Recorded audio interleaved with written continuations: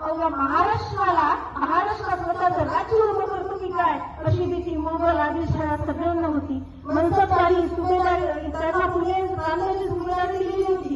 आपलं राज्य निर्माण करतात की काय या भीतीनं त्यांना आदिलशाही मोगलांनी कुठं आदिलशाहीने तळमळीवर कर्नाटक इथे पाठवलं दिवस होते.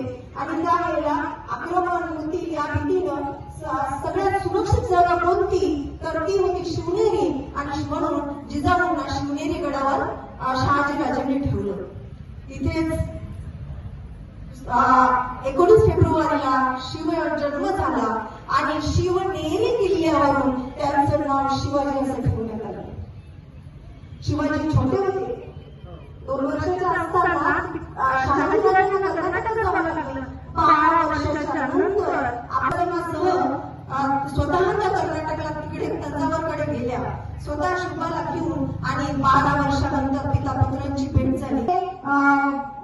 समजविचार दाखवून त्यांनी जास्ती बरोबर स्त्रीबरोबर लगेचच त्यांना बाहेर पाठवून दिलं. तिथे सुद्धा शिवबा आई वडिलांशिवाय तिथे एकटे राहिले खेड या ठिकाणी. आणि हळूहळू आपल्या मित्रांसोबत समवयस्कांसोबत जीवाभावाची माणसं तयार केली. तिथे कुठलाही जातीभेद नव्हता. आणि रायरेश्वराचं मंदिर या ठिकाणी त्यांनी स्वराज्याची प्रतिज्ञा घेतली. आणि लहानपणापासून हे सगळे भौगोलिक परिस्थिती सगळ्या गोष्टी म्हणत असली परंतु मनामध्ये ध्येय सुद्धा असावं लागतं. 3 गोष्टी तुमच्यासाठी आणि सगळ्यांसाठी महत्वाच्या असतात. पहिलं ध्येय, दुसरं शिस्त आणि तिसरं आत्मविश्वास. आत्मविश्वास असेल तर आत्मविश्वासाच्या बळावर स्वतःच्या अवघड परिस्थितीमध्ये. पुढची गोष्ट सांगायची म्हणजे आपण ज्यांना महापुरुष म्हणतो, त्यांची जयंती साजरा करतो, त्यांना आदर्श मानतो. मग कोण? नेताजी सुभाषचंद्र बोस असतील, कर्मवीर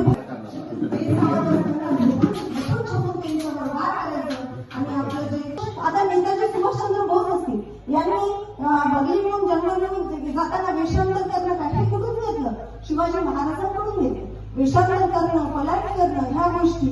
आणि ॲर्नॉल्ड ॲल्बर्ट हे जगभर प्रसिद्ध इतिहासकार काय म्हणतात तर शिवछत्रपतींसारखा जर राजा आमच्या देशात जन्मला असता तर त्यांच्या स्मृतीचा ठेवा घेऊन आम्ही जगभर नाचलो असतो. त्यांचा स्मृतीचा ठेवा आम्ही डोक्यावर घेऊन नाचलो असतो. आम्हीही नाचतो.